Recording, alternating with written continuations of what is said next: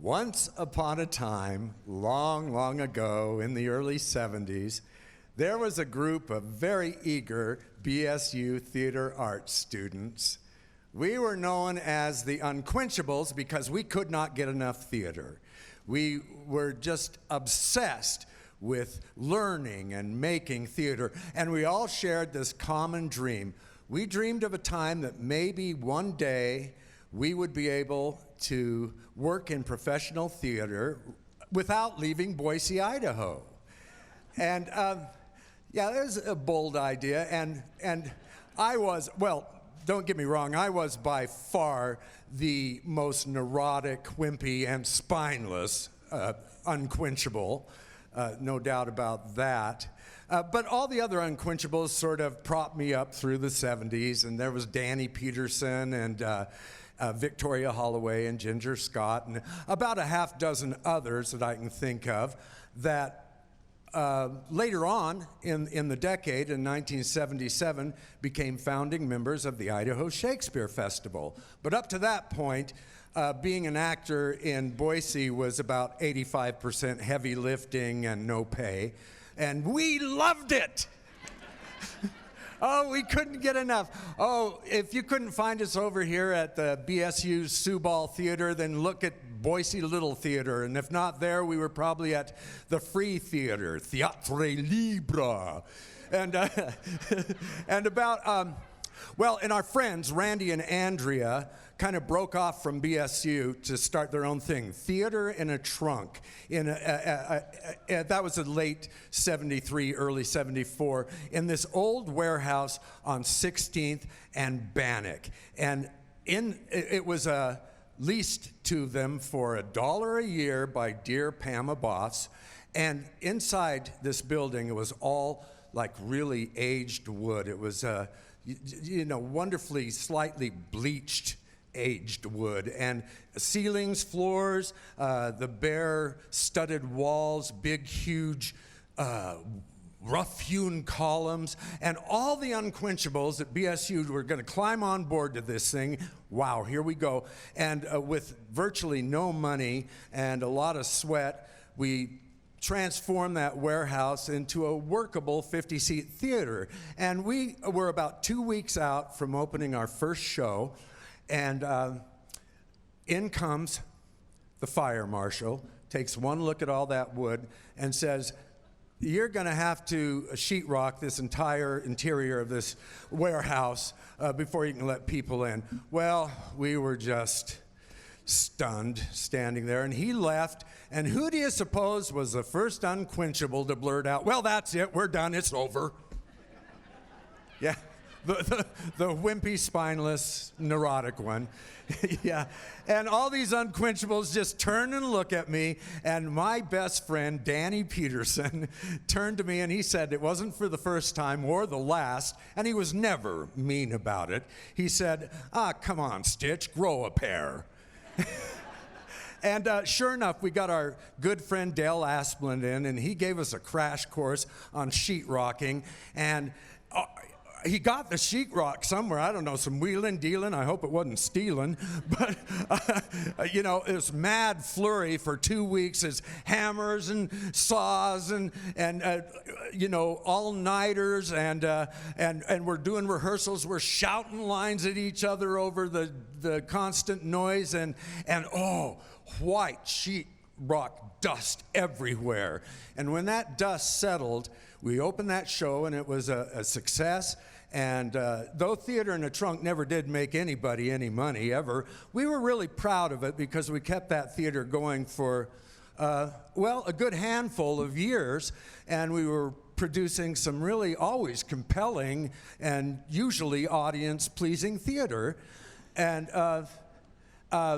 it was also a great training ground for those for the actors who did the early years of the Idaho Shakespeare Festival. We all sort of taught each other making something out of nothing theater, which is my favorite kind. And then in excuse me, dry mouth, it's nervous. There are a lot of you out there. Oh, that's better. In 1975, BSU was doing a production of One Flew Over the Cuckoo's Nest. And it was the hot ticket. All the Unquenchables wanted in on it. There was a guest director, Larry West, and a guest actor, Doug Copsey. And we all got in on this, and it was the A-team. A lot of heavy hitters in that one. We had Michael Hoffman joined us at that point in time. And you know the story of Cuckoo's Nest, basically, right? You have Nurse Ratched, played by Victoria Holloway, and she has all this influence over the Bull Goose Loonies, which was all of us. And then you got this new guy who comes into town, McMurphy, and he was played by Doug Copsey, and he kind of instills the Bull Goose Loonies with all this confidence and, you know, instills us with the ability to have big ideas and so forth, and we'd follow him anywhere, and we did. And it was sort of life imitating art, because 2 years down the road, Victoria became the first artistic director of the festival, and Copsey became the founding producing director of the festival. And and side note, I did indeed play the most neurotic, wimpy, and spineless Bull Goose Looney. No. And Michael Hoffman, who played another Bull Goose Looney, Cheswick, he had said that he thought that even though the festival started in 1977, 2 years down the road, he really felt like it sort of began there. And we all had that feeling. A year down the line, 1976, we got the band back together at Theater in a Trunk to do The Prime of Miss Jean Brodie, and Sue Galligan came on board. And by then, Victoria was just saying, you know, what we do is valuable. We've got to get started. We need to start getting paid for this. And, well, yeah, that's a good idea. At any rate, so all these big ideas were flying around. We had to get out of that 50-seat theater in order for that to happen. And so we were talking about maybe doing the musical Hair. But this was the 70s, and the royalties were through the roof, so that was out. And somebody just popped off, well, what about Shakespeare? He's free. Well... And the seed was planted, and then life happened, and we all had day jobs all the way through the 70s. We had day jobs. Some of us were still in school and families and so forth. And here's the wimpy, neurotic part of me. I'm thinking, oh, this isn't going to happen. It's too big an idea. It'll never happen. You know, and on it goes. And then the biggest regret of the 70s for me, it's 1977, and my friend Doug Copsey comes up and offers me a good role in A Midsummer Night's Dream, which was going to be the first production of Idaho Shakespeare Festival, produced right down here? Yeah, down 9th Street, just a couple of blocks, at number 1 Capitol Center there on 9th and Main, you know, where that sort of grassy amphitheater thing is, and down there's the restaurant patio, cement patio, and those magnificent cement staircases coming down either side. And it broke my heart.